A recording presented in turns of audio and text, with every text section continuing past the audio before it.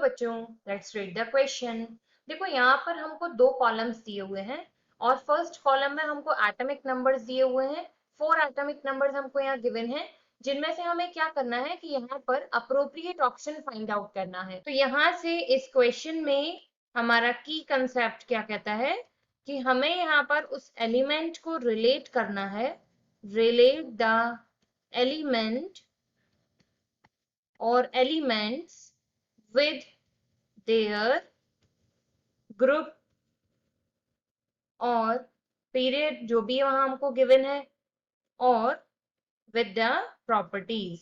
तो हमें क्या करना है, यहाँ पर उन एलिमेंट्स को लेकर उनके फाइंड आउट करेंगे प्रॉपर ग्रुप, प्रॉपर पीरियड या फिर जो भी वो प्रॉपर्टीज हैं कि वो वहां पर रूल्स को किसको वायोलेट कर रहा है, किसको फॉलो कर रहा है, उसको लेकर हम यहाँ बात करेंगे। अब देखो बिल्कुल फर्स्ट वाले की तरफ चलें, ए वाला। तो जहां पर हमको जो एटॉमिक नंबर 57 दिया हुआ है, ये एटॉमिक नंबर 57 होता है लैंथेनम एलिमेंट का। अब इस लैंथेनम की बात करें, एल ए, ये जो एलिमेंट है हमारा लैंथेनम, ये बेसिकली हमारा एफ ब्लॉक का एलिमेंट है, एफ ब्लॉक में से कंसीडर करते हैं।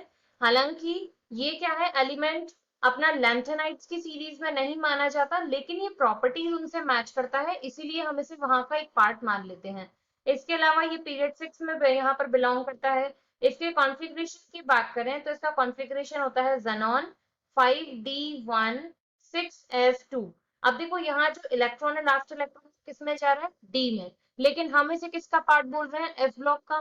क्यों बोल रहे हैं ऐसा, क्योंकि इसकी सारी प्रॉपर्टीज एफ ब्लॉक के एलिमेंट से मैच करती हैं, लेकिन फिर भी हम इसे वहां पर जो सीरीज है लैंथेनाइड्स और एक्टिनाइड्स, उसको हम इसका नाम तो दिए हैं लैंथेनम का, लेकिन एटॉमिक नंबर जो लास्ट इलेक्ट्रॉन है वो डी में जाने की वजह से हम इसे एफ ब्लॉक में नहीं रख पाते हैं। तो ये बेसिकली है एक लैंथेनाइड्स जैसी प्रॉपर्टी रखने वाला, लेकिन एक लैंथेनाइड नहीं है। तो यहाँ से क्या हो जाएगा कि हमारा ऑप्शन एस जो है वो इसके लिए बिल्कुल करेक्ट हो जाएगा। अब हम लोग ऑप्शन बी के लिए बात करते हैं, जहां पर हमें एटॉमिक नंबर दिया हुआ है 17। तो ये 17 एटॉमिक नंबर किसका होता है, क्लोरीन का। अब इस क्लोरीन की यहाँ पर बात करें, क्लोरीन सिंबल Cl, तो इसका कॉन्फ़िगरेशन क्या हो जाता है, इसका कॉन्फ़िगरेशन आएगा नियॉन 3s2 3p5।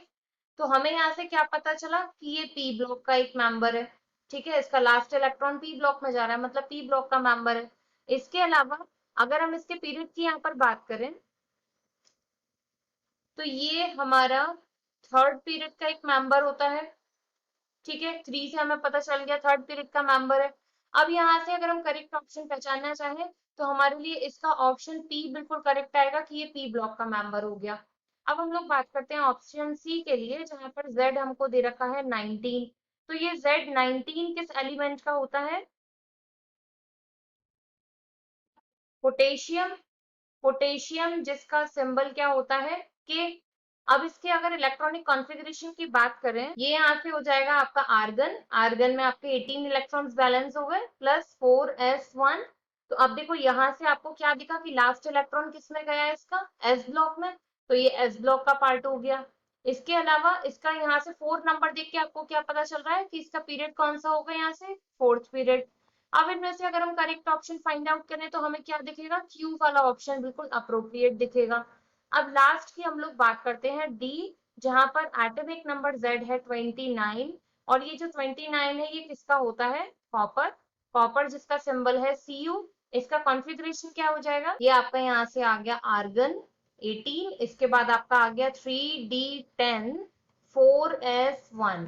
अब देखो यहाँ से अगर हम देखें तो ये हमारा एस ब्लॉक का एक मेंबर है, साथ में ये हमारा कौन से पीरियड में आएगा, 4 नंबर को देख के आपको क्या दिखा कि ये हमारा फोर्थ पीरियड का एक मेंबर है।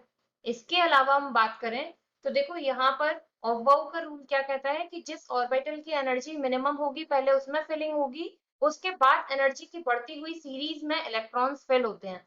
लेकिन यहाँ आप क्या देख रहे हो कि यहाँ 3d पहले फिल हो गया जिसकी एनर्जी 4s से ज्यादा थी। तो इसके कंपैरिजन में अगर हम देखें तो 4s पहले भरना चाहिए था और 3d बाद में, लेकिन इलेक्ट्रॉन्स की स्टेबिलिटी को बनाने के लिए d ऑर्बिटल अपना एक इलेक्ट्रॉन जो है वो 4s यानी कि वीक वाले नियर y ऑर्बिटल से छीन लेता है, तो उससे क्या होता है, उसकी स्टेबिलिटी बढ़ जाती है। तो यहाँ पर ये क्या होता है कि ये ऑफबाउ का रूल को वायोलेट करता है, तो इसका अप्रोप्रिएट आंसर तो होगा आर, लेकिन क्योंकि ये एस ब्लॉक का भी आ रहा है और फोर्थ पीरियड का भी आ रहा है, तो आप इसे क्यू में भी कंसीडर कर सकते हैं। तो फोर्थ पीरियड यहाँ से आर और क्यू इसके दोनों आंसर हो जाएंगे। I hope you understood well. Thank you.